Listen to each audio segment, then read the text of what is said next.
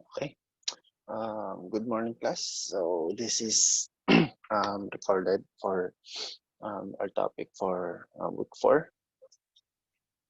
Okay, so this is a recorded part. So um, okay, so our topic for today is week 4. So I've already sent you some advanced reference. So sa ato ang week 4, September 8. Okay, so first is our topic for today was about the computer software. Okay, so what are the computer software? What are the purpose of a software? What are the benefits and what are the importance of a software? So just like that. Okay, so now I'm talking about terms of Pandora. So what are the similarities of um, what are the most common words na ma-encounter nato dire? Okay, so alphanumeric, it is a character that is either a letter or a number. So alpha, it means a letter, and numeric is a digital or a number. So alphanumeric, dili labot ang the special characters are not included. So wala labot ang special character because the special character is not a letter and the special character is not a number. So alphanumeric is what we call if letter or a number. So ano siya? So for example, based man gud sa sa password. So the password should enter alphanumeric character like that. So it means it composed of a letter and a number. When you say digital, so it is composed of a number. When you say letter, so as you can say A to Z, uppercase or lowercase. So alphanumerical. Now next is the antivirus application. Okay, so as you can so the antivirus application is much more common sa tuwa. So what are the common antivirus applications? So we have antivirus applications, Node 32, ESET, we have Norton, Kaspersky, Avast. Okay, so what are the purpose of antivirus? Simple, just to block any unnecessary or threat na mosulod sa ato ang computer. Okay, so that is an antivirus application. Tanan computer, let's say na dili pero as tanan computer na nasa Windows 10, naa na sila tanan antivirus. Even though dili nyo makita pero naa na sila embedded na antivirus application. So ang tawag na to karon, ang tawag na to kana sa kung Windows 10 ka is Windows Defender. Okay, so Windows Defender na siya ang tawag na to ana. So sample Windows Defender. So Windows Defender. Okay, so Windows Defender dali. Default na siya sa Windows platform. Okay, so firewall, as you can see what is a firewall, so that is rules and protocols na going in and going out sa imuhang computer, so yung computer. So it is a set of protocols like what port are we going to allowed to connect to our computer, or what port are we going to allow our computer to connect to outside of the computer. So yung ana siya.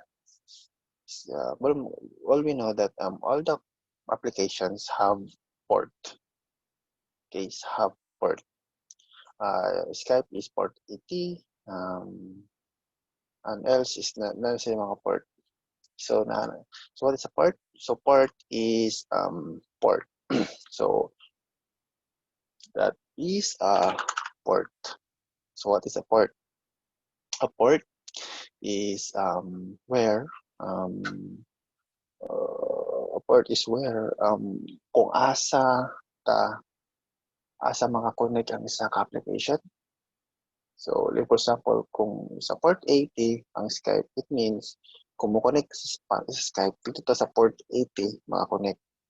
So, para kita maka-connecta through sa atong application using port. So, wala sa bridge maga. So, yan na siya sa port. Okay? So, next is the binary. This one. Okay, binary. This one. So we know that a binary is the base 2 is a numeric system that only uses 2 digits, so 0 and 1. Or this is an binary system is also called what we call machine language, because machine language is also a binary system composed of 1 and 0, or 0 and 1. 1 is on, 0 is off, 1 is true, 0 is false. Yan na siya. So that is the binary system. Actually, there's a binary, digital. Digital is for numbers. Hexadecimal is for, I mean, decimal is for the numbers, and hexadecimal is for converting into a human readable form. Kaya dala naman umabot ang mga letters sa hexadecimal. So later on ito na ma-discuss about the conversions. Okay? Now, next is the end user. So what is the end user? End user is the person who actually uses a particular product. For example, I am the end user, which is I use my laptop. Kung kamo, nagagamit ng cellphone, you are also the end user of the device. It means you are using the device into certain purposes. So that is the end user. So user, or end user, muna siya. So I/O, so that is an input and output. So a communication between an information processing system and the outside world. So siya kasi input, pasulod, output is pagkawas. Input and output is very common in terms of processing. Yan naman. It's because you cannot process without input. Input is the way that we can gather resources and informations from outside. Okay, so for example, how do we process NBI, or how do we process data from the computer, or how do we process health? No, it means it needs an information entered going into the computer. So example, mag-type ta og name like okay, mag-apply ka og PhilHealth. So nata name, the first name, the last name, address, age, and birth date, like that, something, etc. Then how do we intended to put those informations inside of the computer? Just using an input device, using keyboard. Dili man ito pwede karon, di man ito pwede na matamatahon lang. We have to tell the computer na okay, this is the input, then you have to process. So kung wala ka input, there is no information na pwede i-process sa computer. So muna siyang input-output. That is very important. Now, ang output is the result of your input. For example, kung mag-type ko karon o first name, last name, para makaregister sa computer, dapat na siya output. Sa output, katong ki-enter ninyo, makita sa monitor, that is an output. Now, makabutay ito na, okay, this person is already registered, or this person successfully created the account. So that is an output. So it means gi-process karon ang inyong input, and that process, kung sa result ng process mo, to siyang output. Okay? So common na siya sa mga processing sa computers. I/O. Okay? Now next is what is the instruction cycle.